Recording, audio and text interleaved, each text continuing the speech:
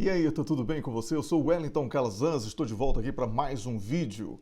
Hoje eu trago cortes do Conexão Angola, não todos os cortes, apenas alguma parte do programa. E depois eu volto com conteúdo exclusivo para você que é seguidor aqui do canal, tá bom? Eu peço para você que curta, comente e compartilhe os nossos conteúdos para que possamos fortalecer o nosso trabalho e também para quem pode, aquela ajuda através do Pix que está na tela. Um grande abraço, assista aos cortes, alguns cortes, temas interessantíssimos debatidos no programa e depois eu volto com conteúdo exclusivo para você.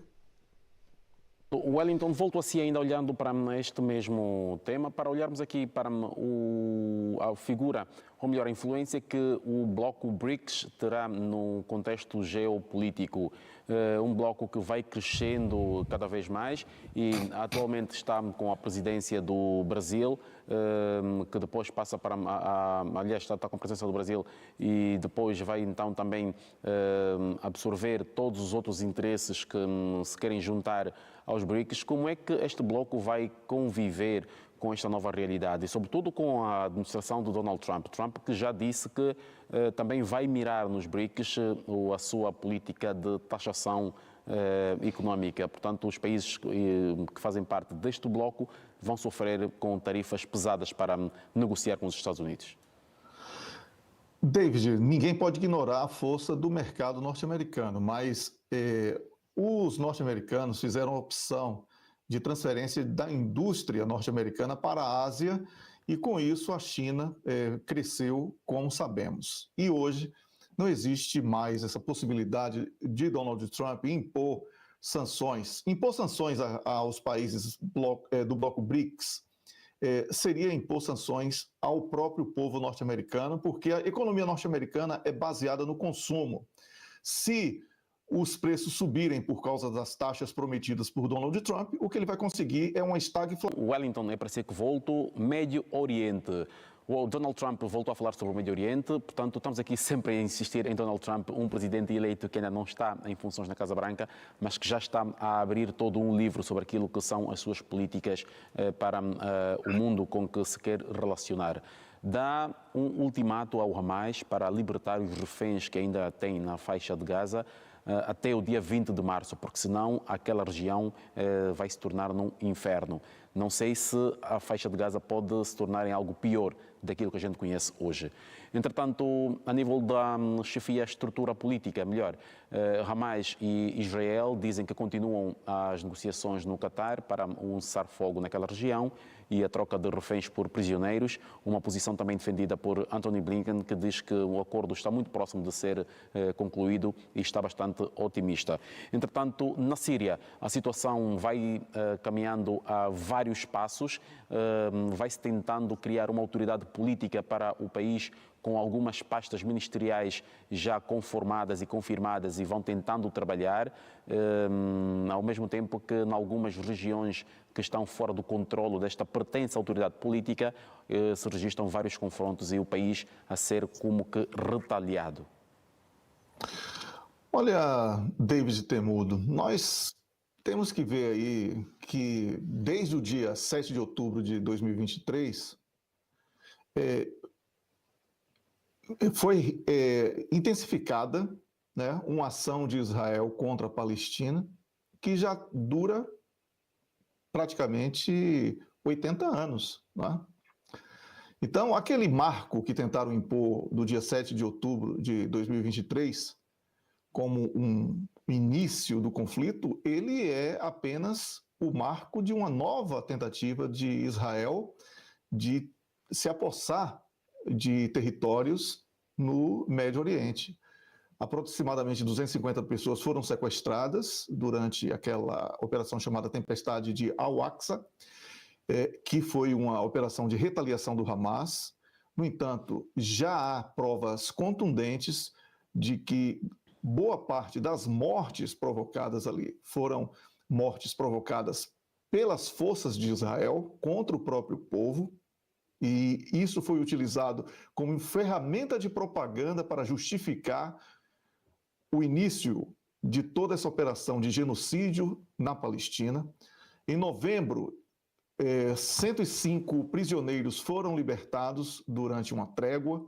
o Hamas condiciona a liberação de mais prisioneiros e a interrupção da agressão de Israel e também a liberação de centenas de palestinianos que estão presos. A pressão interna e externa sobre o regime genocida de Netanyahu aumentou com essas exigências para que ele facilite um acordo. No entanto, Netanyahu tem obstruído as negociações, tem rejeitado propostas de cessar-fogo, como sabemos, enquanto que os grupos da Palestina exigem o fim da agressão e a retirada das forças de Gaza. Com a vitória de Donald Trump, foi criada a ilusão de que Israel será imbatível na região.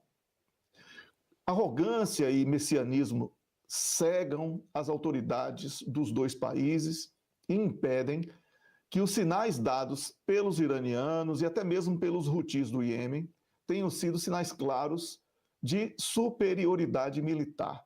Estados Unidos da América e Israel não dominam a tecnologia bélica hipersônica. Se eles endurecerem contra o Irão, eles serão humilhados, David. No caso da Síria, após 13 anos de sanções dos Estados Unidos e da Europa, somadas aí à guerra por procuração na Síria, o país enfrentava uma crise sem precedentes, agora agravada com o caos completamente instaurado. A ocupação das províncias de petróleo e trigo pela Turquia e pelos Estados Unidos da América resultou em severas perdas de receitas de exportação, causando crises de hiperinflação e apagões na Síria. Então, com isso, caiu Assad e ele foi inviabilizado, né, pelas sanções e também todos os seus esforços comprometidos por um sistema burocrático ineficiente, pela corrupção também. Obviamente, nesses casos, a corrupção ela tende a crescer muito, para além de suas tentativas de se aproximar dos sauditas e de outros líderes árabes para promover a normalização das relações. Isso também acabou por afastar um pouco o Irão, não é? E a Rússia ofereceu este asilo a Assad porque foi concluído pelos russos e pelos próprios iranianos que todo aquele esforço, o esforço, né, ele se mostrou infrutífero, porque era uma despesa muito grande e os resultados práticos tendiam a ser os piores possíveis. Com isso, o enfraquecimento da Síria não deixou o Irão isolado e também o Hezbollah não vai ficar sem apoio e sem receber armas, não é? É uma maneira equivocada que alguns analistas tentam conduzir a análise para as consequências nos primeiros dias e meses desta queda de Assad. Na verdade, Rússia e Irão ficaram livres de uma elevada despesa na Síria, as suas estruturas militares e diplomáticas continuam funcionais e isso não alivia a pressão sobre Israel em relação ao apoio a partir da Síria ao Hezbollah. Rússia e Irão entendem a relevância estratégica da Síria, mas ambos sabiam que os interesses dos Estados Unidos da América, Israel e Turquia naquele país são conflitantes. Por isso, saíram do palco principal e deixaram que esses três países, Israel, Turquia e Estados Unidos, mergulhassem numa disputa que pode representar sérias dificuldades para Israel e para a presença da Turquia como país membro da NATO, pois estará em choque com o principal patrocinador do bloco armado, que é os Estados Unidos da América. Enquanto isso, a falta de unidade entre sunitas e aluitas vai agravando a situação humanitária na região, não é? E com isso a Síria fica ameaçada como um país de voltar a existir, não é? A situação da Síria em pouco tempo chega a ser pior do que a da Líbia, David. Então, a realidade resposta é essa e os problemas na Síria só estão começando. Obrigado, Wellington, então, por esta abordagem sobre esta questão que tem que ver com a situação no Médio Oriente atualmente. O Canadá aconselhou que o Canadá se anexasse aos Estados Unidos da América e fazer um único grandiosíssimo país, e também disse que poderá anexar o canal do Panamá, nem que para isso tivesse que recorrer ao uso da força. São pretensões que mereceram uma reação enérgica de vários líderes europeus e também da própria região do continente sul-americano.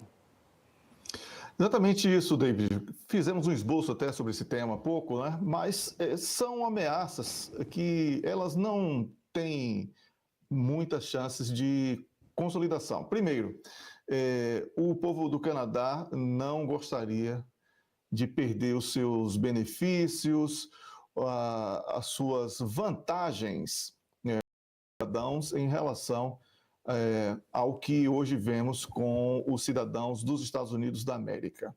Esta possibilidade de transformar o Canadá numa 51ª província, ela soa extremamente deselegante, usando uma palavra amena, não é? Para não ter que falar exatamente o que significa isso. Porque se uma proposta contrária fosse feita pela parte canadense em relação aos Estados Unidos da América, a abordagem da imprensa estaria sendo outra completamente diferente.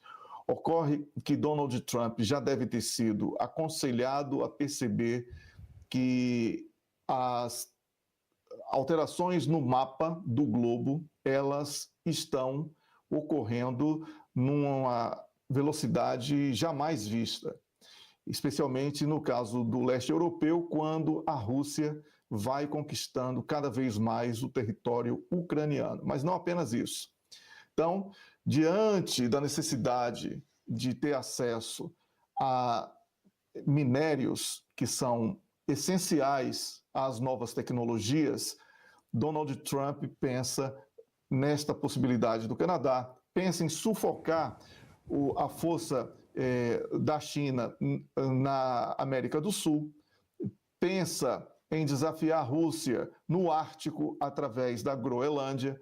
Então, Donald Trump só está esquecendo de um detalhe histórico, mas que serve para todos os impérios. Ele está seguindo a penúltima etapa de todos os impérios que caíram, que é o recurso às chantagens e ameaças para conquistas de territórios. Então, estamos aqui vendo também um processo acelerado do declínio do Império Norte-Americano, David. Wellington, esta questão mereceu o repúdio, portanto, dos líderes tanto da Europa como da América do Sul. A própria Presidente do México, desde logo, disse que era impensável que esta questão do México, tendo ela mesmo dito que eles também proporiam que os Estados Unidos seriam anexados a toda uma região que seria chamada de Golfo do México, a América Mexicana. Fazendo uma piada. Exatamente isso. Mas é exatamente isso. Temos que levar pelo humor, não é? Porque não deixa de ser hilária a proposta de Donald Trump. Donald Trump faz isso porque ele também já tem aí essa pecha de fanfarrão, vamos, com todo respeito, né? Mas que isso é atribuído a ele, sem dúvida alguma mas ele explora um pouco isso, não é? Para chamar a atenção, desviar o foco e também sair um pouco da tensão interna na formação do seu governo, porque já existem fragmentações, fissuras extremamente claras entre setores da própria equipa de transição do Donald Trump.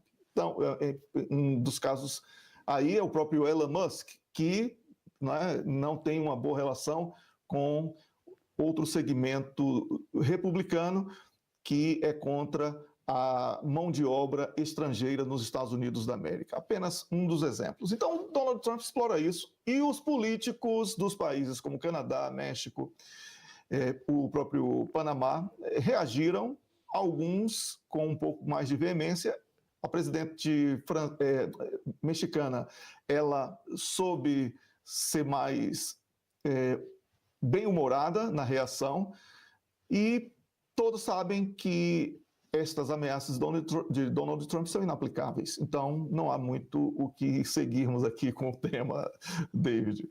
Obrigado, Wellington. E agora mesmo, na reta final do nosso programa, queria só, de forma muito breve, olhar para uma última nota que tem que ver com Wellington. A tomada de posse ontem de Nicolás Maduro para um terceiro mandato à frente dos destinos da Venezuela para mais 6 anos.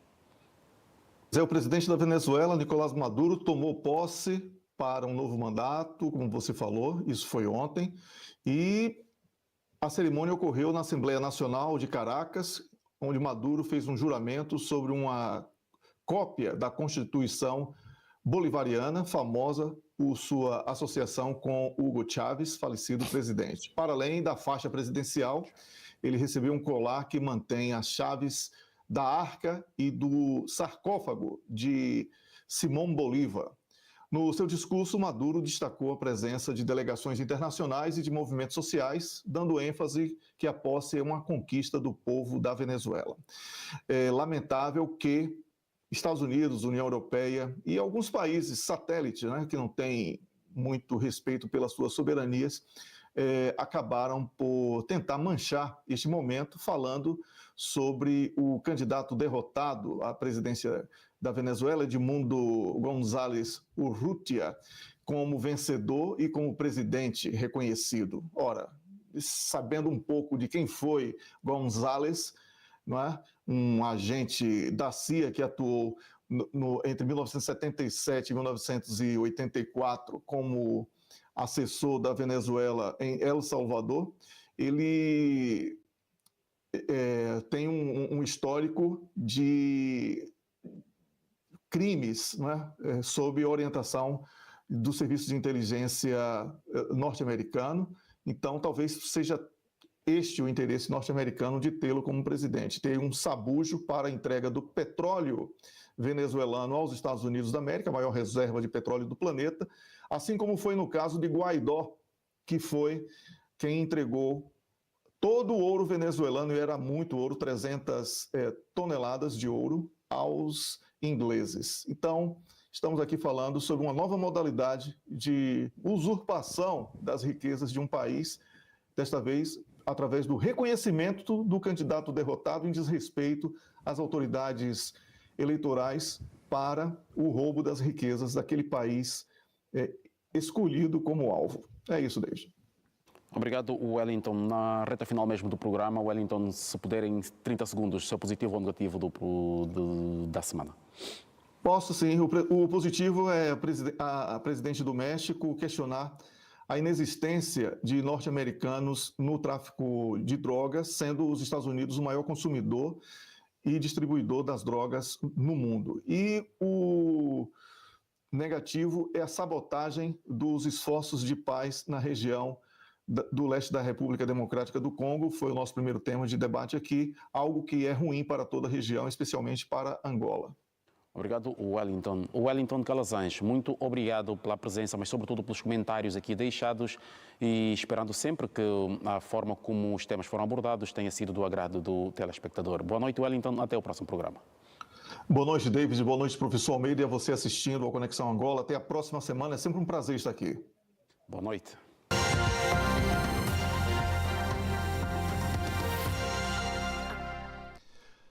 Você assistiu aos cortes do programa Conexão Angola, alguns deles. Eu espero receber todo o material do programa para publicar aqui para você no nosso canal, com exclusividade para você que é seguidor, para você que já está inscrito aqui no canal, tá bom? Mais uma vez eu peço para você que curta, comente, compartilhe os nossos conteúdos. Aproveito também para pedir para quem pode contribuir através do Pix para que possamos fortalecer o nosso trabalho. Bem, tem muitos temas que temos que falar, né, sobre a geopolítica, nem tudo, apesar do programa Conexão Angola ter sido espetacular, muitos temas foram abordados, nem tudo pode ser debatido, porque não temos tempo para isso, o mundo está aí realmente pulsante, né? Nós temos muitas questões relevantes que possamos trazer para o debate.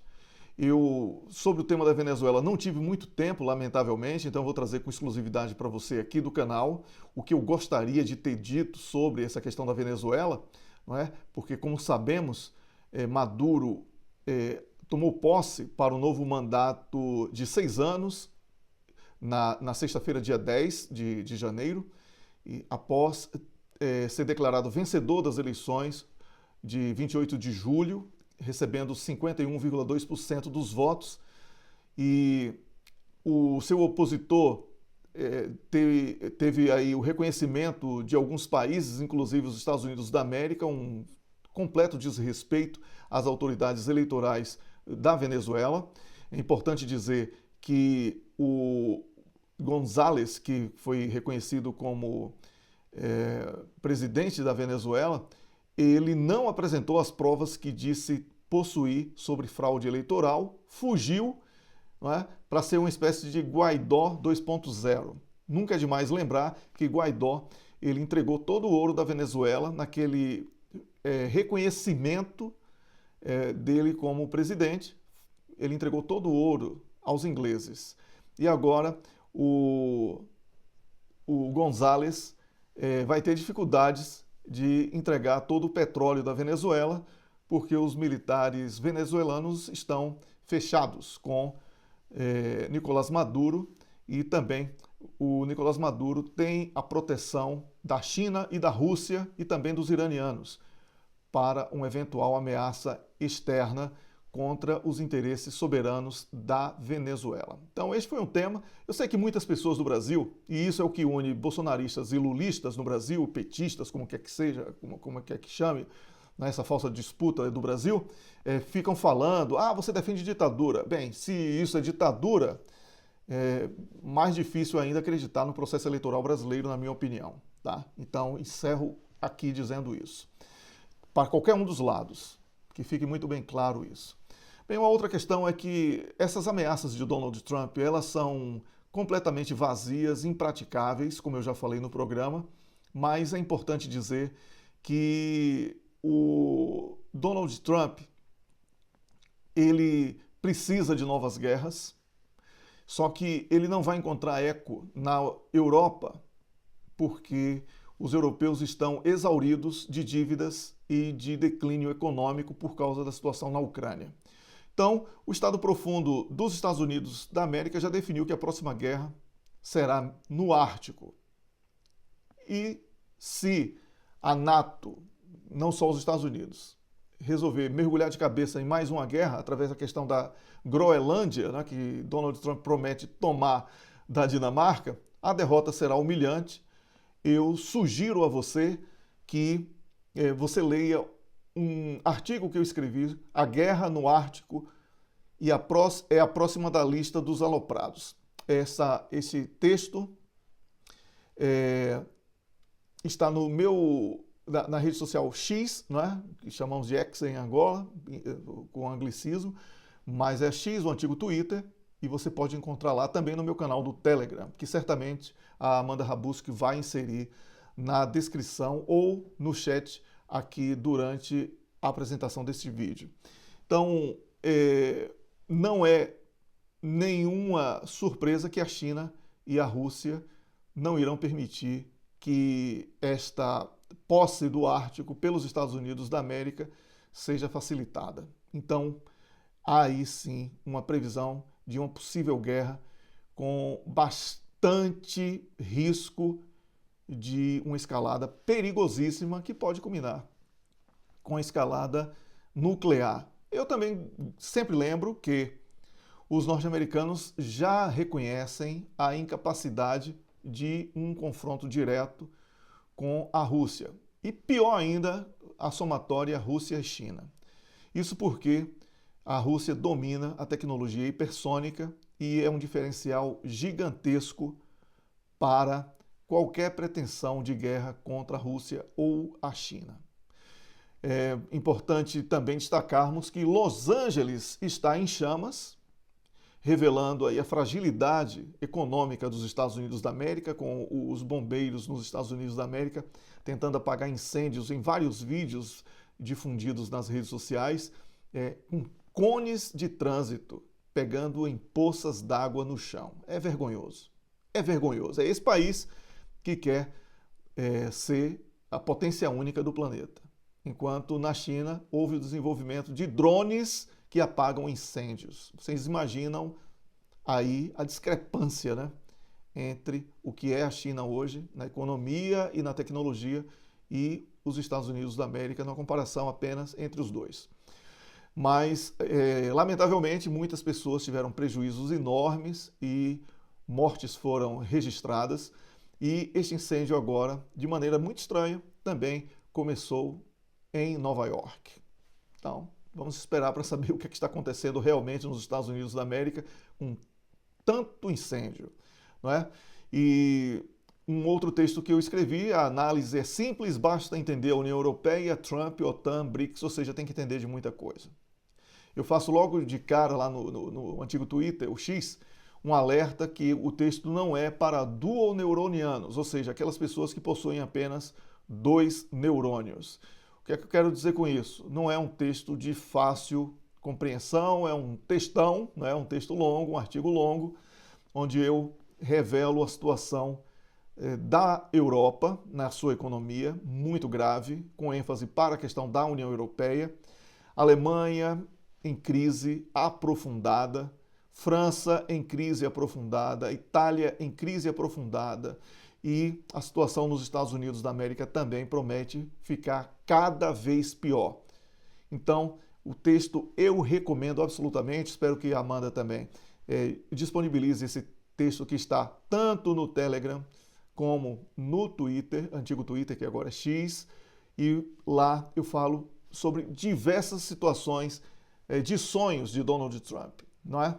Porque no sonho de Trump e seus cúmplices, eu digo isso no texto, os seus cúmplices aloprados, há sanções econômicas contra vários países, dos BRICS, né, do bloco BRICS, taxações contra a União Europeia e China, apoio aos abusos de Israel no Oriente Médio, inclusive incentivando um ataque ao Irã, anexação do Canadá, roubo da Groenlândia, guerra contra o Panamá para a posse do Canal do Panamá, veja só, e também guerra contra o México. Então esse Trump promete muita coisa e certamente nós sabemos que ele não tem condição de aplicar nenhuma delas. No Brasil, o tema local, né, foi essa questão do Pix, que agora o Pix vai ser o grande dedo duro. O brasileiro está condenado a não poder possuir mais que R$ 4.999. Se chegar a 5 mil, perde imediatamente para o imposto de renda. Isso significa que, além de jogar o povo brasileiro na informalidade, o governo brasileiro taxa os pobres que não vão poder movimentar mais que 5 mil a pretexto de combate à lavagem de dinheiro. Lavagem de dinheiro não se combate com 5 mil de PIX mensais. Isso é hipocrisia. Isto é mais uma maneira encontrada de roubar dos pobres, enquanto a taxa Selic promete ser aumentada ainda este mês, o que é uma vergonha para o Brasil. Eu sou brasileiro, vou continuar falando sobre política brasileira. E política brasileira também é interessante na geopolítica, porque o Brasil é um importante país, é um país riquíssimo e não pode ser governado de uma maneira tão tosca por falsa direita, falsa esquerda, que na verdade são duas alas que atendem aos mesmos patrões e querem apenas entregar as riquezas do nosso país, escravizando o nosso povo. Mais uma vez eu digo a você que é brasileiro, assim como eu, onde quer que você esteja, não vai deixar de ser brasileiro. Está na hora de pensarmos com mais seriedade sobre o desenvolvimento do nosso país. Isso que chamam de democracia, que está aí desde 1988, falhou.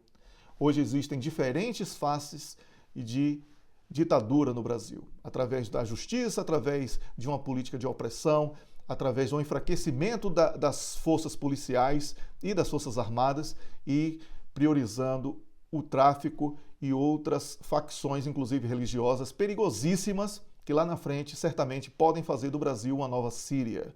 É preciso que tenhamos, no exemplo de erros de outros países, uma referência para que não cometamos os mesmos erros no Brasil.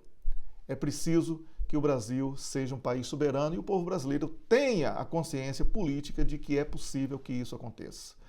Então, esse foi o conteúdo exclusivo para você que é seguidor aqui do meu canal. Espero que você tenha gostado. Curta, comente, compartilhe. Quem pode, contribui com o Pix para que possamos fortalecer o nosso trabalho. Prometo voltar na terça-feira com um novo vídeo. Na verdade, amanhã tem um vídeo novo aqui com a nova música do canal e certamente vamos ter o conteúdo completo dos cortes do Conexão Angola. Se isso for consolidado, certamente iremos divulgar amanhã também. Um grande abraço para você e até o próximo vídeo.